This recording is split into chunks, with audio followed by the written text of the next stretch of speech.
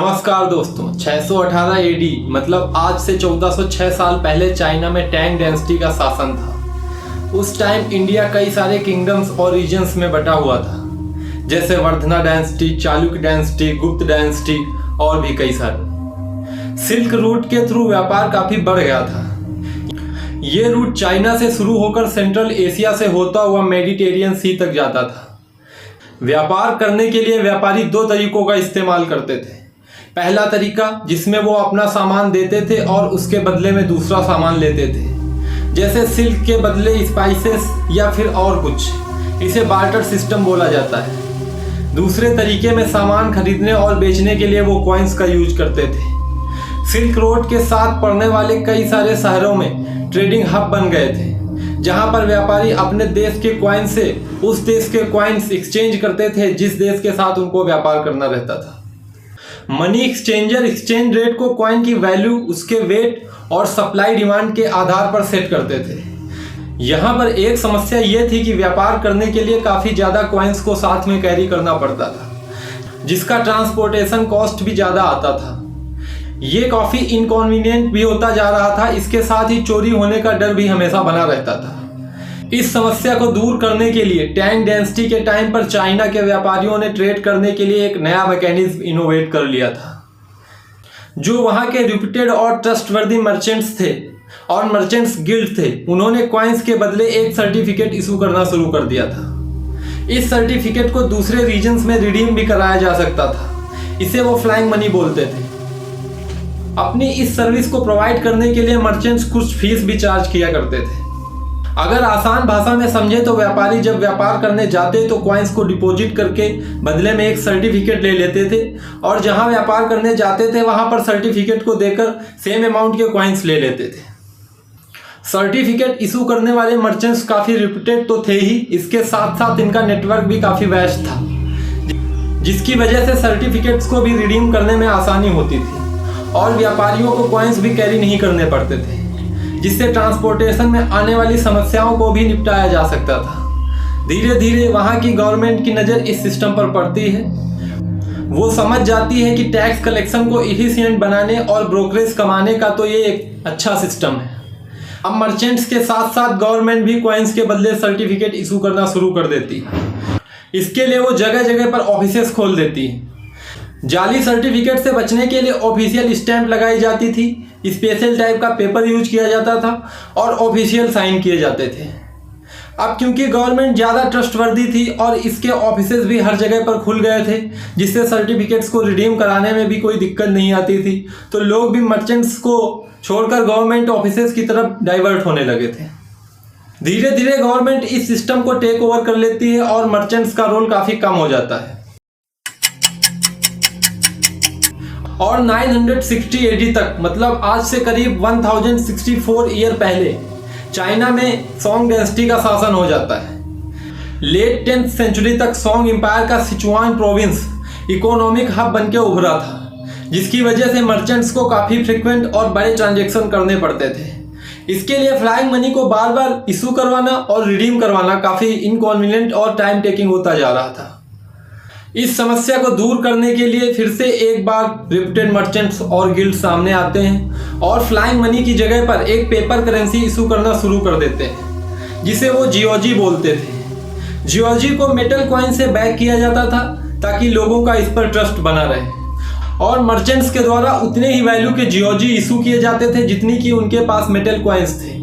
अगर किसी को फ्रेश जियोजी चाहिए होती थी तो वो अपने मेटल कॉइन्स को डिपॉजिट करता था और उतने ही वैल्यू के जियोजी उसे इशू कर दिए जाते थे।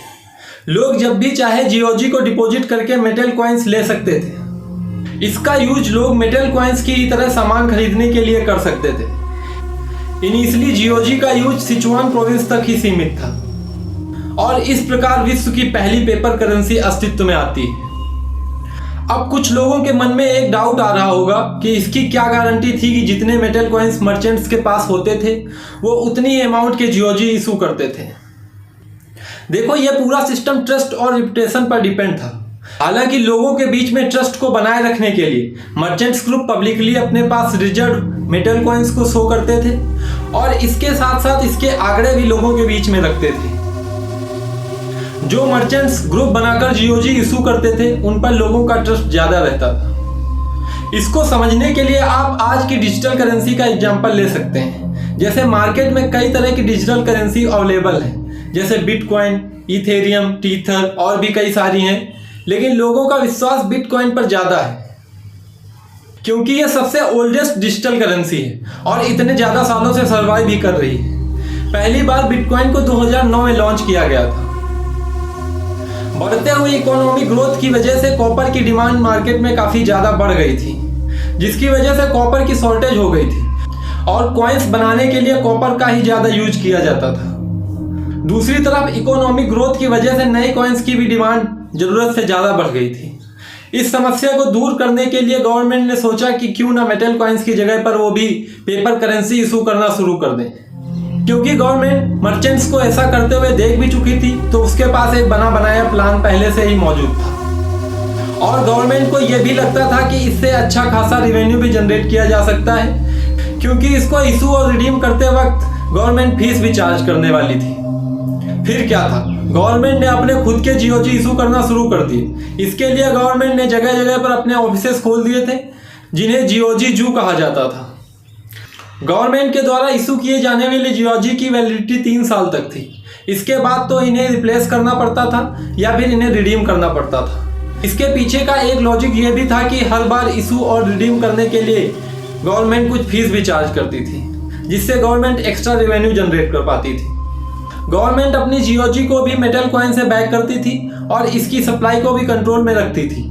साथ ही साथ फर्जी जीओजी के सर्कुलेशन को रोकने के लिए स्पेशल टाइप का पेपर, ऑफिशियल सील और कई अन्य तरह के टैक्टिक्स यूज किए जाते थे। उस टाइम तक ब्लॉक प्रिंटिंग टेक्निक अच्छे से डेवलप कर चुकी थी, जिसका यूज गवर्नमेंट ने जीओजी प्रिंट करने के लिए किया था। ब्लॉक प्रिंटिंग को वुड लॉक प्रिंटिंग भी बोलते हैं। इसमें पहले डिजाइन को एक वुड के ब्लॉक पर कार्व किया जाता था, फिर ब्लॉक पर इंक अप्लाई करके उसे किसी भी चीज पर प्रिंट कर दिया जाता था। ब्लॉक प्रिंटिंग का यूज आज भी हाथ से बने टेक्सटाइल पर किया जाता है। अब आप लोगों के मन में एक क्वेश्चन आ रहा होगा कि जब मेटल की इतनी ही शॉर्टेज हो रखी थी तो गवर्नमेंट जीओजी को मेटल कॉइन से कैसे बैक कर पाती थी। तो गवर्नमेंट ने इसके लिए एक तरीका निकाला था। जब तक मेटल की शॉर्टेज थी तब तक गवर्नमेंट जीओजी को कुछ और कीमती सामानों से बैक करती थी, जैसे silk, T, land and property. हालांकि मेटल्स की शॉर्टेज हो रखी थी, फिर भी गवर्नमेंट के पास जो सोना चांदी रिजर्व में पड़ा था उसका भी यूज वो जीओजी को बैक करने के लिए करती थी। टाइम गुजरता है और टाइम आता है मंगोल एम्पायर का। मंगोल एम्पायर ईस्ट में कोरियन पेनिनसुला से लेकर वेस्ट में हंगेरी के मैदानों तक फैला था और नॉर्थ में सर्बिया से लेकर साउथ में पर्शियन गल्फ तक फैला हुआ था। मंगोल एम्पायर के अंडर पेपर करेंसी ट्रेड करने का प्राइमरी मीडियम बन चुका था। हालांकि late 14th and 15th century तक मंगोल एम्पायर का पतन हो जाता है और कई सारे रीजन्स में पेपर करेंसी को फिर से हटाकर कॉइन्स चालू कर दिए जाते हैं। 1271 से लेकर 1295 तक ग्रेट एक्सप्लोरर मार्को पोलो ने चाइना को विजिट किया था। अपने इस विजिट में उन्होंने मंगोल एम्पायर के अंडर हो रहे पेपर करेंसी के यूज को बहुत क्लोजली ऑब्जर्व किया था और अपनी book the Marco Polo travel में इसको डॉक्यूमेंटेड भी किया था। उन्होंने इससे रिलेटेड हर एक चीज को काफी डिटेल में लिखा था। जब मार्को पोलो वापस यूरोप गए तो उनकी इस किताब को काफी लोगों ने पढ़ा और इसको कई अदर लैंग्वेज में भी ट्रांसलेट किया गया। इस प्रकार से यूरोप में भी पेपर करेंसी का कॉन्सेप्ट पहुंच गया था। हालांकि यूरोपियंस ने इमीडिएटली इसका यूज करना शुरू नहीं किया था।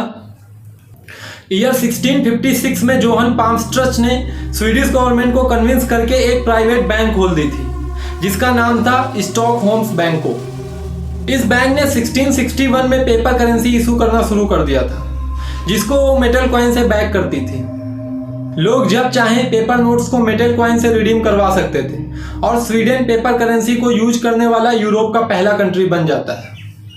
शुरुआत में तो ये कॉन्सेप्ट मर्चेंट्स के बीच काफ़ी पॉपुलर होता है, लेकिन जल्द ही लोगों को शक होने लगता है कि जितने पेपर नोट्स बैंक इशू कर रहा है उतने मेटल उसके पास है ही नहीं। फिर क्या, सारे लोग अपने अपने पेपर नोट्स को रिडीम करवाने के लिए बैंक की तरफ भागते हैं और बैंक सबके नोट्स को रिडीम करने में फेल हो जाता है, क्योंकि उसके पास उतना मेटल था ही नहीं। इवेंचुअली 1668 को स्टॉकहोम्स बैंक को कोलैप्स कर जाता है। जोहन पामस्टर्च को दोषी माना जाता है और उन्हें सजा दी जाती है। स्टॉकहोम्स बैंक के कोलैप्स होने के बाद ही 1668 में स्वीडन गवर्नमेंट ने रिस्क बैंक नाम से एक गवर्नमेंट बैंक की स्थापना की, जो पेपर नोट को इशू करने के काम को कंटिन्यू करती है। ये बैंक दुनिया के ओल्डेस्ट बैंक है जो आज भी ऑपरेशनल है। दुनिया सी रूट और लैंड रूट्स के जरिए एक दूसरे से कनेक्ट हो चुकी थी, जिसकी वजह से इकोनॉमिक ग्रोथ भी कई गुना बढ़ चुकी थी, जिसकी वजह से मेटल कॉइन्स का भी यूज करना पॉसिबल नहीं था।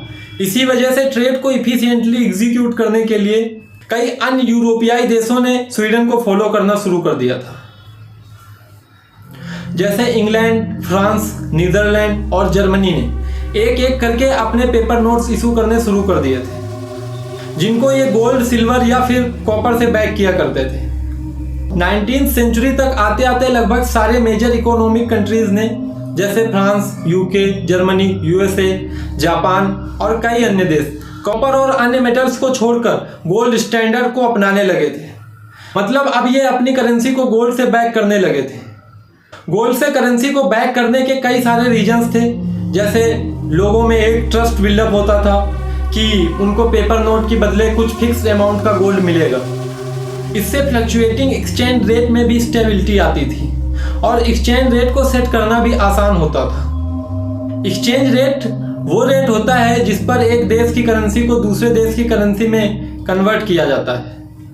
जैसे किसी एक देश की एक यूनिट करेंसी को 1 आउंस गोल्ड से एक्सचेंज किया जा सकता है और दूसरे देश की एक यूनिट करेंसी को 2 आउंस से एक्सचेंज किया जा सकता है, तो एक्सचेंज रेट होगा 2:1। अब आपके माइंड में एक क्वेश्चन आ रहा होगा कि ये सब काम तो कॉपर और अन्य मेटल से भी किया जा सकता है, तो फिर गोल्ड ही क्यों? इसका बहुत सीधा सा आंसर है। मान लो कि आपको किसी से 1 लाख रुपए मिलने हैं और वो व्यक्ति आपको चॉइस देता है कि चाहे आप पेमेंट 500 की नोट में ले लो या फिर 2000 की नोट में ले लो। तो हो सकता है कि आप बोलोगे कि दे दो यार, कोई भी फर्क नहीं पड़ता, 1 लाख ही रुपए तो हैं, चाहे जैसे मन हो दे दो। लेकिन अगर आपको 10 लाख करोड़ रुपए मिलने हो और फिर से वही दोनों ही चॉइस दी जाए, तो आप फटाक से बोलोगे कि 2000 की नोट्स में करो यार, इतनी बड़ी रकम है, 500 की नोट्स में करोगे तो ले कैसे जाऊँ और स्टोर कहाँ करूँ? यहाँ पर नोट्स के साइज में कुछ ज़्यादा फर्क नहीं है, लेकिन 2000 के नोट की वैल्यू ज़्यादा है। अब शायद आपको कुछ समझ आ गया होगा कि सोने की इंट्रिंसिक वैल्यू ज़्यादा होने की वजह से कंपैरेटिवली ज़्यादा अमाउंट की करेंसी इशू की जा सकती है और अदर मेटल्स के कंपैरिजन में गोल्ड की काफ़ी कम मात्रा को स्टोर करना पड़ेगा, जिससे स्टोरेज की प्रॉब्लम को भी सॉल्व किया जा सकता है। इसके अलावा सोना, कॉपर और चांदी के मुकाबले कई गुना ज़्यादा लॉन्ग लास्टिंग मेटल भी है। इसके बाद यूरोपियन कंट्रीज ने अपनी कॉलोनियल कंट्रीज में भी पेपर करेंसीज को इंट्रोड्यूस करना शुरू कर दिया। अगर हम भारत की बात करें तो ईस्ट इंडिया कंपनी ने प्रेसिडेंसी बैंक के थ्रू पेपर करेंसी को इंडिया में इंट्रोड्यूस किया था। Bank of Bengal, bank of Madras और बैंक ऑफ बॉम्बे ने अपने अपने नोट्स इशू करने शुरू कर दिए थे। स्टार्टिंग में ये नोट्स केवल उसी प्रेसिडेंसी में यूज किए जाते थे जिससे वो बिलोंग करते थे। जैसे बैंक ऑफ बंगाल के नोट्स केवल बंगाल प्रोविंस में ही यूज किए जा सकते थे। इसके बाद पेपर करेंसी एक्ट 1861 आया, जिसने गवर्नमेंट ऑफ इंडिया को नोट छापने की मोनोपोली दे दी थी और 1861 में गवर्नमेंट ऑफ इंडिया अपना ऑफिशियल बैंक नोट इशू करती है। ये नोट 10 रुपये, 20 रुपये, 50 रुपये, 100 रुपये और 1000 रुपये डिनोमिनेशन के होते हैं। समय बीतता है, सन 1914 वर्ल्ड वार 1 की शुरुआत हो जाती है।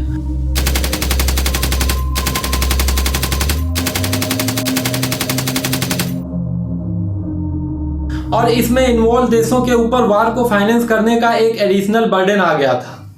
वार को फाइनेंस करने के लिए ब्रिटेन, फ्रांस, जर्मनी सहित कई अन्य देशों ने गोल्ड स्टैंडर्ड को सस्पेंड कर दिया था, जिसकी वजह से इकोनॉमी में लिक्विडिटी फ्लो हाई हो गया था और इन्फ्लेशन और फिर हाइपर इन्फ्लेशन जैसी दिक्कतें आनी शुरू हो गई थी।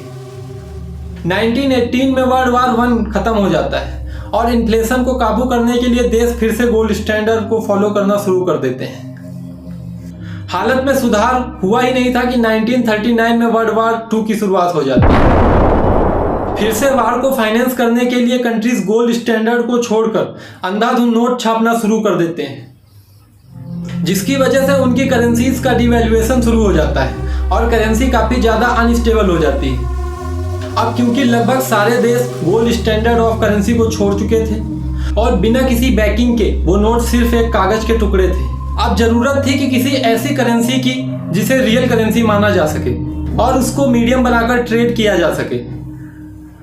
इसके लिए जुलाई 1944 में यूनाइटेड नेशन की मॉनेटरी एंड फाइनेंशियल कॉन्फ्रेंस में एक सिस्टम बनाया गया, इसे ब्रेटन वुड्स सिस्टम बोला जाता है। इस सिस्टम के हिसाब से यूएस डॉलर को रिजर्व करेंसी बनाया गया था और इसे गोल्ड से बैक किया गया। 1 आउंस गोल्ड का रेट $35 फिक्स किया गया था।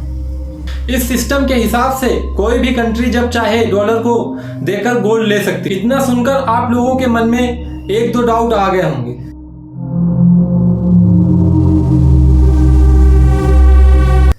जैसे पहला, यूएसए के पास इतना गोल्ड कहाँ से आया कि वो इतने ज़्यादा डॉलर्स को गोल्ड से बैक कर पाए? तो इसका आंसर ये है, वर्ल्ड वार 1 और 2 में यूएसए हथियारों का बहुत बड़ा सप्लायर बन के उभरा था और इसकी पेमेंट वो गोल्ड में लेता था, जिसकी वजह से ग्लोबल गोल्ड का मेजर पोर्शन उसके पास आ गया था।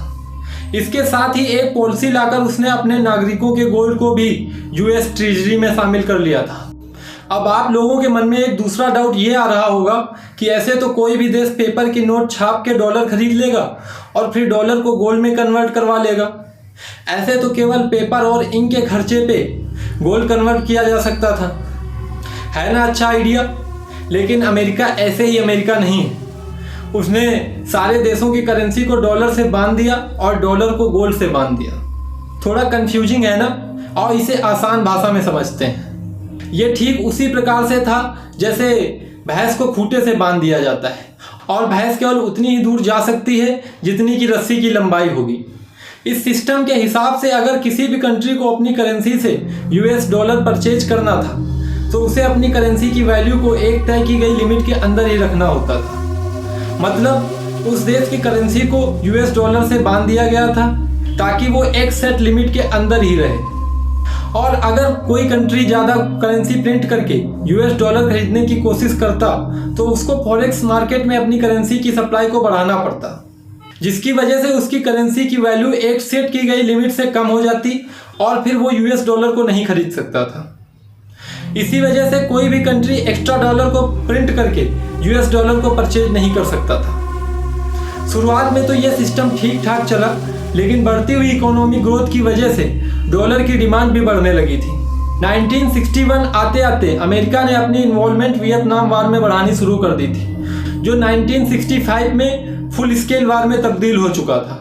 अमेरिका ने इस वार को फाइनेंस करने के लिए और बढ़ते हुए ग्लोबल डॉलर की डिमांड को पूरा करने के लिए इतने ज़्यादा डॉलर छापने शुरू कर दिए जितना कि उसके पास सोना ही नहीं था, जिसकी वजह से अमेरिका में इन्फ्लेशन बढ़ने लगा था।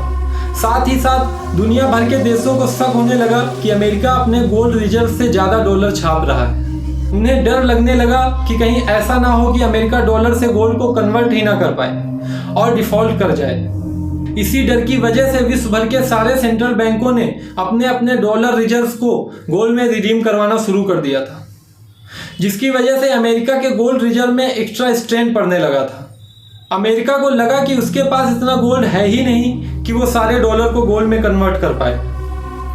इवेंचुअली अगस्त 1971 को अमेरिकी president Nixon officially Bretton Woods system को ख़त्म कर देते हैं और बोल देते हैं कि भाई अब मेरे पास डॉलर लेकर मत आओ, मैं आपको गोल्ड नहीं दे पाऊंगा। इसके बाद दुनिया भर की कंट्रीज फियाट करेंसी सिस्टम को अपना लेती हैं। फियाट करेंसी सिस्टम में करेंसी की कोई इंट्रिंसिक वैल्यू नहीं होती है, इसे किसी भी फिजिकल कमोडिटी जैसे गोल्ड या फिर सिल्वर से बैक नहीं किया जाता है। अब आप लोग कहोगे फिर तो ये केवल कागज़ है, तो बिल्कुल सही समझे आप, ये केवल और केवल कागज़ ही हैं जो कि गवर्नमेंट के डिक्लेरेशन की वजह से लीगल टेंडर में है। ये पूरा का पूरा सिस्टम केवल और केवल लोगों का अपनी गवर्नमेंट के ऊपर ट्रस्ट की वजह से ही चल पा रहा है कि गवर्नमेंट उनकी वैल्यू को बरकरार रखेगी। और इसी ट्रस्ट को बनाए रखने के लिए गवर्नमेंट अपने फॉरेक्स रिजर्व में गोल्ड, सिल्वर, डॉलर या फिर किसी अन्य देश की करेंसीज को रखती है और इसे ज़रूरत के हिसाब से घटाती और बढ़ाती रहती है। अपने देश में ज़्यादातर लोगों को अभी भी ये डाउट है कि गवर्नमेंट उतने ही पैसे छापती है जितना कि उसके पास गोल्ड या सिल्वर है। उनके हिसाब से गवर्नमेंट रुपए को फिजिकल कमोडिटी जैसे गोल्ड या सिल्वर से बैक करती है। तो उनके लिए बस मैं इतना ही कहूँगा कि जागो, उठो और आगे बढ़ो। अगर आप उनको इस सच्चाई से अवगत भी करवा दो तो उनका दूसरा डाउट आता है कि तो फिर अगर गवर्नमेंट अपने हिसाब से जितना भी मन करे पैसा छाप सकती है तो फिर छापती क्यों नहीं? उसे तो छाप छाप कर लोगों में बांट देना चाहिए ताकि लोग भी आराम की ज़िंदगी जी सकें। तो उनको बताना पड़ता है कि इससे महंगाई और बढ़ जाएगी और लोगों की परचेजिंग पावर भी घट जाएगी, मतलब रुपए की वैल्यू भी घट जाएगी। जैसे मान लो पहले वो 100 रुपए के 1 किलो आम खरीद सकता था, लेकिन हो सकता है कि अब वो 100 रुपए के केवल आधा ही किलो आम खरीद सके। तो फिर वो कहेंगे कि इससे क्या फ़र्क पड़ता है, गवर्नमेंट और रुपए छापेगी और फिर से लोगों में बांट देगी और फिर इस तरह से महंगाई बढ़ने के साथ साथ वो और पैसे छापेगी और लोगों में बांटती रहेगी। उनके हिसाब से बात तो सही है, लेकिन यहाँ पर वो कई सारी चीज़ों को मिस कैलकुलेट कर जाते हैं। जैसे पहली चीज़, महंगाई केवल नंबर्स में ही नहीं बढ़ती, महंगाई बढ़ने के समय में भी तेज़ी आ जाती है। जैसे पहले महंगाई एक साल में 50% से बढ़ रही थी, तो हो सकता है कि अब ये एक साल में 100% हो जाए, फिर वो 6 महीने में 100% हो जाएगी, फिर 3 महीने में, फिर 2 महीने में। और अगर इसी तरह से ही पैसा छपता रहा और लोगों में बंटता रहा तो एक टाइम आएगा कि महंगाई हर सेकेंड 2 गुना, 4 गुना और 6 गुना हो जाएगी। आप इतनी तेज़ी से कैलकुलेट भी नहीं कर पाओगे जितनी तेज़ी से महंगाई बढ़ेगी। पूरे देश के लोगों को लगाना पड़ेगा कि वो पैसा छापें और एक दिन वो भी कम पड़ जाएंगे और चारों तरफ इतना पैसा हो जाएगा कि लोग बोरों में, ट्रकों में पैसा भरकर ले जाएंगे और सामान नहीं मिलेगा। दूसरे देशों की कंपनीज अपने यहाँ से भाग जाएंगी क्योंकि वो जिस पैसे को कमाने आई थी उसकी कोई वैल्यू ही नहीं रहेगी। दूसरे देशों से व्यापार ठप हो जाएगा, इन्वेस्टर्स इन्वेस्ट नहीं करेंगे और इकोनॉमी पूरी तरह से बर्बाद हो जाएगी। ऐसे लोगों से मैं यही कहूँगा कि अपने चारों तरफ देखो कितनी मिट्टी है, हर तरफ मिट्टी ही मिट्टी है और मिट्टी की वैल्यू आप सोने से नहीं निकाल सकते क्योंकि मिट्टी की सप्लाई सोने से हजारों लाखों गुना ज़्यादा है। एक टाइम आएगा कि लोग उन पैसों को एक्सेप्ट करना ही छोड़ देंगे और बहुत हद तक संभव है कि वो फिर से बार्टर सिस्टम या फिर मेटल कॉइन्स पर वापस आ जाएं। इसीलिए अपने देश की करेंसी को गवर्नमेंट सोना बनाना चाहती है, ना कि मिट्टी। जिम्बाब्वे ने ईयर 2000 में इन्फ्लेशन की समस्या से निपटने के लिए अंधाधुंध पैसे छापने शुरू कर दिए थे। इवेंचुअली ईयर 2008 आते आते हालत इतनी वर्स्ट हो गई थी कि जिम्बाब्वे का इन्फ्लेशन 79.6 बिलियन% पर मंथ के हिसाब से बढ़ने लगा था और देश दूसरे देशों की करेंसी यूज करने के लिए मजबूर हो गए थे। अब लोगों के दिमाग में एक और डाउट आएगा कि फिर गवर्नमेंट करेंसी को किस हिसाब से प्रिंट करती है, मतलब कुछ तो स्टैंडर्ड्स होंगे जिनको आधार मानकर मनी प्रिंटिंग की जाती होगी। तो देखो, हर देश की गवर्नमेंट इन्फ्लेशन और ग्रोथ को आधार मानकर मनी की सप्लाई को कम या फिर ज़्यादा करती है। जैसे जो डेवलप्ड कंट्रीज़ हैं जिनकी इकोनॉमी ऑलरेडी ग्रो कर चुकी है, उनके लिए मेन टारगेट रहता है कि कैसे भी करके इन्फ्लेशन को कंट्रोल रखा जाए। जैसे आपने सुना होगा कि फेडरल रिजर्व, जो कि अमेरिका की सेंट्रल बैंक है, का इन्फ्लेशन टारगेट केवल 2% का है क्योंकि उनकी इकोनॉमी ऑलरेडी ग्रो कर चुकी है। अगर हम इंडिया जैसे डेवलपिंग कंट्री की बात करें तो हमारी सेंट्रल बैंक का इन्फ्लेशन टारगेट 5 या 6% का है। वो इसीलिए क्योंकि हमें अभी ग्रोथ पर फोकस करना है और इन्फ्लेशन को भी कंट्रोल में रखना है।